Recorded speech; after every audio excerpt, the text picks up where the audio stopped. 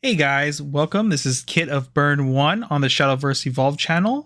Today we'll bring you another starting deck list. Okay, I'm recording this right now. I don't remember what I even called it. I think I called them like starting list or something like that in the videos. But today we have Ramp Dragon. This is one of my favorite lists and probably one of the main lists I'll be playing until the second booster comes out. But I'll get right into it. So like the name says, you want to ramp in this list. We ramp to get like one or two heads. I mean, one or two turns ahead of our opponent. That way, we get to be ahead on curve to be able to slam big guys that have big value for the mana cost we're putting in. A lot of these creatures we're doing have like really fat butts, so it's hard to remove them. As well as when they come in, they have ways to remove our opponent's cards, and we start pressuring them with like swings for 4 over and over again very early on, and it puts a lot of pressure on our opponents. As the same time, we have the ability to outlast most of the time in these games because we have access to one of the strongest cards, Shenlong, that lets us not only draw 2, ditch 1 to hand filter, but it also on Evo heals for 5, which is really big on top of also having ward. But we'll get right into this. So obviously we have a lot of creatures in this list. One of our first main creatures is Bellringer Angel.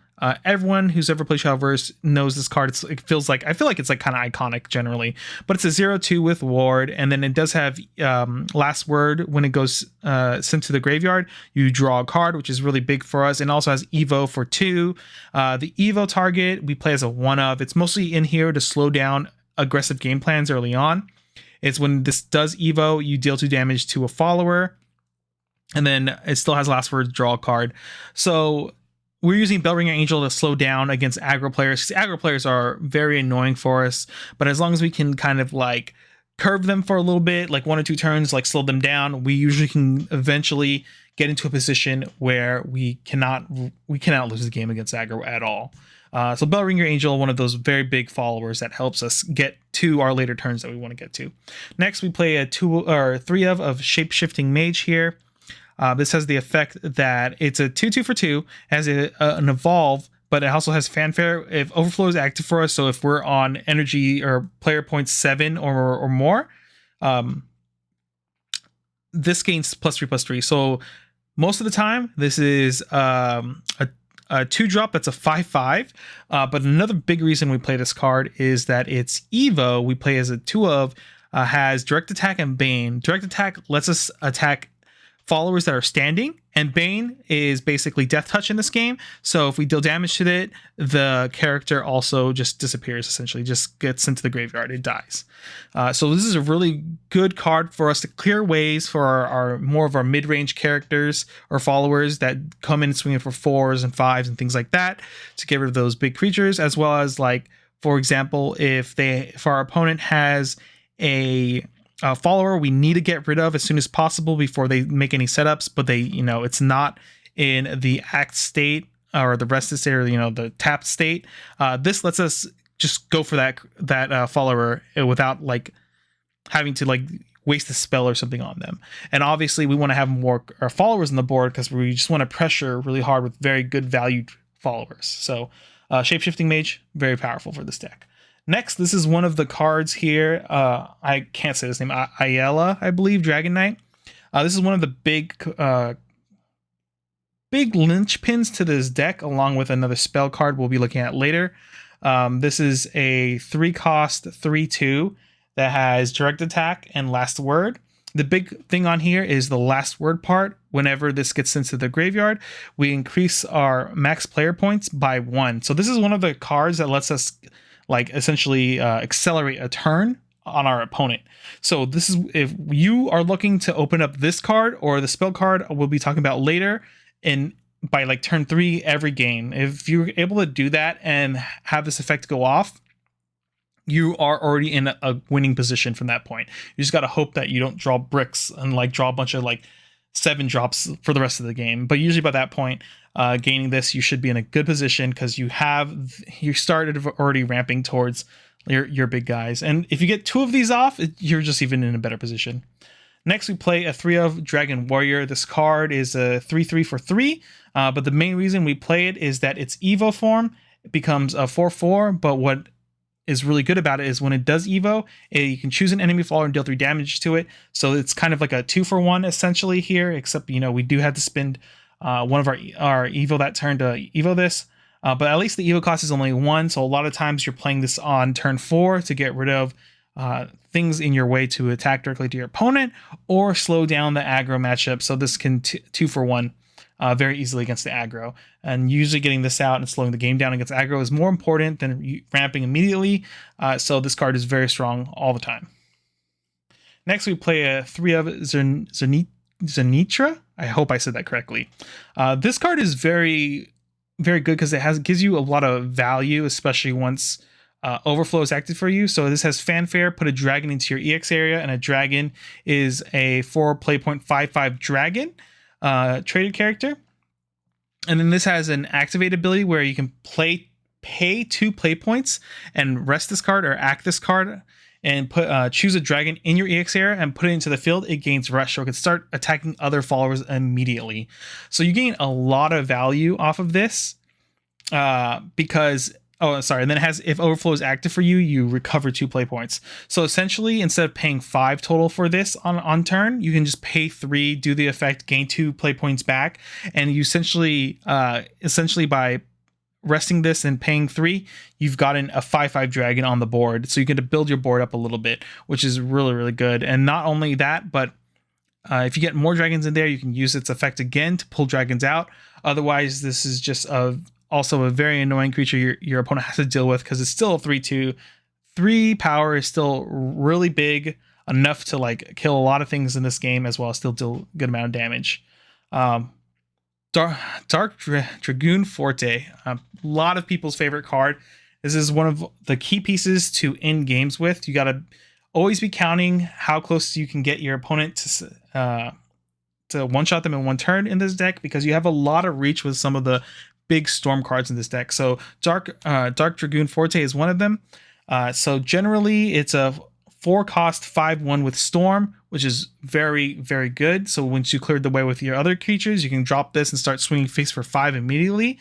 It has Evo for 2, which is really good. So usually you're playing this on turn 6 because the Evo is a 7/3 that has Storm and Aura. And Aura, I believe, if I remember correctly, is basically this card can't be targeted by your opponent.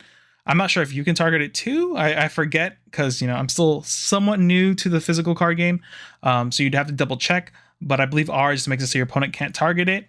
So it's harder to remove. It does gain a little bit extra health, but usually that health doesn't matter too much. But the big thing is we're swinging in for 7 damage on Storm is insane. So at any point your opponent is like within 7 damage of like losing the game and they have nothing to stop you, this just goes through and just ends the game for you, which is great.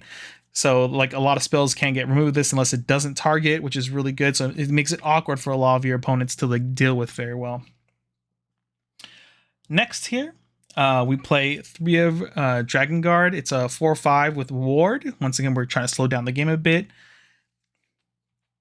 And then it has Fanfare. If Overflow is active for you, it gains +2/+2. So a lot of times this is a 4-drop 6/7, which is insane value. And it's very, very big and very hard for your opponent to get through. 7 power is really, really big. I believe one of the only few things that gets rid of that is just things that don't deal damage, but just remove the character.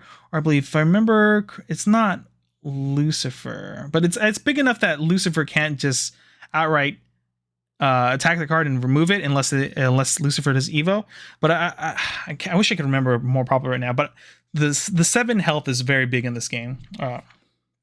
Makes it very hard to remove like straight with damage only.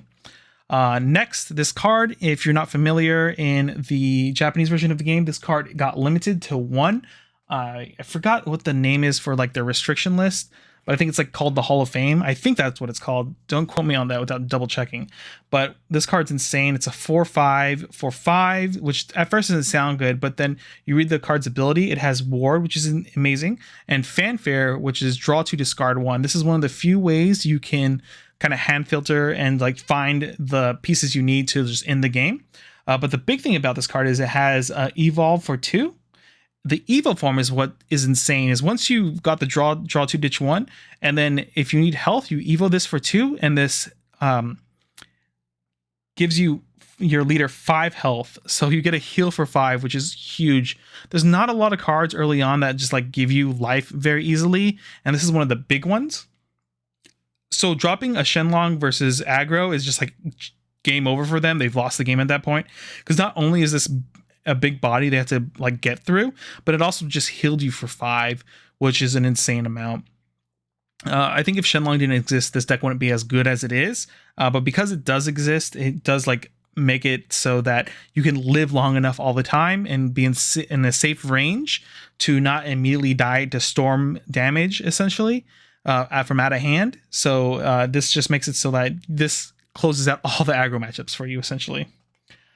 Next, we play a 3 of Lucifer. Lucifer's super good. This is another card that a lot of decks love because this is one of the few ways you can get heals off. Lucifer is a 7-drop 6/7 that at the end of your turn, your leader heals for 4, which is very big. And it has an evo form, which we play only as a 1 of, which is instead of healing, it becomes an 8/7, and then at the start of your end phase, deal 4 damage to all enemy leaders. So it's like free burn 4 to face once you evo, and on top of like being able to attack with this with 8. It has Bane too as well. I never think about it because usually 8 is more than enough to get rid of anything. Next, we have Faenir. It's a 7/8/8. Faenir is just kind of like a tech card in here. Once again, if we were able to ramp up early and like sacrifice a lot of health early on against aggro, and they have a board, this usually wipes out most boards. It's an 8-drop for 7/8 that has fanfare, deal 5 damage to all enemy followers. A lot of things don't live through that other than like Lucifer or another Faenir, things like that. That's once again another reason why Dragon Guard is very strong, because like once you get out of the 5 damage range, it gets a little bit harder to actually remove these creatures without dealing extra damage to them. Next, Genesis Dragon, which is our 9-drop here. A lot of times you end up playing this on like turn 8 or turn 7, depending how good your game's going. But this is just straight up 10 storm damage out of hand, on top of having a very, very fat health pool that if they want to remove this, so like even if your opponent's at 20 life, you slam this on the board and you swing into them for 10, you've literally put them on a 1-turn clock. They have to deal with this immediately, otherwise they lose the game, or at least they have to kill you to like not, prolong the game long enough to hopefully destroy you. And if you had 2 Genesis Dragon back to back, it's donezo for your opponent. Very big card to close out games. This is also another card that if the game goes long, you end up slamming this out and to close out a lot of games. We're moving on to our spells now. One of our big control spells, as far as like removing creatures and slowing down the game, once again, is Blazing Breath. It's a 1-drop spell that deals 2 damage. It has quick also, deal 2 damage to an enemy follower, but if you have overflows active, you can deal 4 damage instead. So once the game gets a little bit later in the game, you get more value, obviously, so you can kill bigger creatures off with this, which is a very strong burn spell here. Next, this is the other keepsake of the deck. You want to open up Dragon Oracle or this Dragon Knight all the time and be able to play it on turn 3. If you get to slam one of these on turn 3, you're probably in a really great spot. So it has 2 effects. Choose one of the following. 1, increase your max play points by 1, which is the one you'll be picking like 99% of the time. And then if you're unlucky, open up a lot of these later on when you don't need it anymore. It has the second effect is this becomes just a cycle spell for 2. You pay 2 to draw 1, which is if you're doing that, you're either losing the game really, really bad or winning the game really like by a lot. So it's weird. You almost never use the draw effect, but it comes up sometimes maybe. Next, we play 1 Demonic Strike. Choose an enemy leader or enemy follower, deal 3 damage to it. It's Lightning Bolt, right, for 3. Always going to be good. Always be able to hit face or remove a creature off the board. Obviously, we prefer Blazing Breath, but in some scenarios, 3 damage earlier on is something we can work with a little bit more often, and so we don't have to like waste a Blazing Breath and like a creature attack to remove something big. This will at least help us get there. Finally, we play 2 Path of Purgatory. A lot of scenarios here is where you can run out. This deck, like this deck doesn't replace hand very easily. So there are a lot of scenarios where you can accidentally run out of gas, or you need to dig a little bit deeper just to find something. So Path of Purgatory is one of those few ways we can get extra fuel to just close out a game or dig for a finishing piece. Like if we can find, like, for example, there are times where you're like, man, if I had a Forte right now, I can close out the game, but I have no way to dig for it. Path of Purgatory is another way for us to dig a little bit, gain some more fuel, hopefully find Forte off the top and be able to close out the game. Which is very, very big. The secondary effect, like I said in the other video, it doesn't come up too often, but in aggro matchups, if they do get you down to 6 or less health early on, you can pop this, or if you're there, if you're at like 9 health or something, right? Because that happens very quickly against aggro. You can pop a Path of Purgatory, gain a bunch of cards, pop it at the end of the turn, and clear the board, which resets the whole board state, which is very, very good for you. But the biggest thing here is the draw 3 cards on Fanfare. It does take up a slot on your board, so you got to keep that in mind, because a lot of times if you do end up slamming this to hopefully find a piece to close out the game before they can heal or something like that, this can get stuck there for like eternity, and a lot of times you just want that extra space because you can build a board of a bunch of like 4/4s, 5/5s, or whatever on the board very easily, and this ends up taking a slot and makes it like awkward to like position your board or get enough creatures on the board to be able to pressure even harder, because losing a slot on the board in a deck like this where you're playing like a lot of mid-range creatures that just pressure your opponent as soon as you start getting ahead on the play point turns is very big. So yeah, losing a slot, not always the greatest thing, but it's in here because the aggro matchup is like, I don't want to say it's our worst matchup. I don't think it is at all, but it is a matchup that, you can just, oops, I've lost on turn 4 before I got to do anything because I didn't open anything to stop them.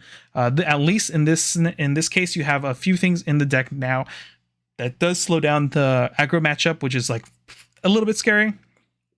But if you can make it past that part, I think this deck wins against most other decks fairly consistently, I want to say. And it personally, like after playing it a bunch, it's one of my go-to decks right now during Booster Set 1 like meta. But I think that is it, guys. For anyone who's played this list before or played any kind of Ramp Dragon, go ahead and leave some comments below. Let other new players know your tips and tricks on how to pilot this list. I'm interested to see how other people pilot this list. Maybe if you have your own list too, and you guys have been brewing before the release or have been playing the Japanese version, you can drop down, talk about this list below, or talk about your own list below.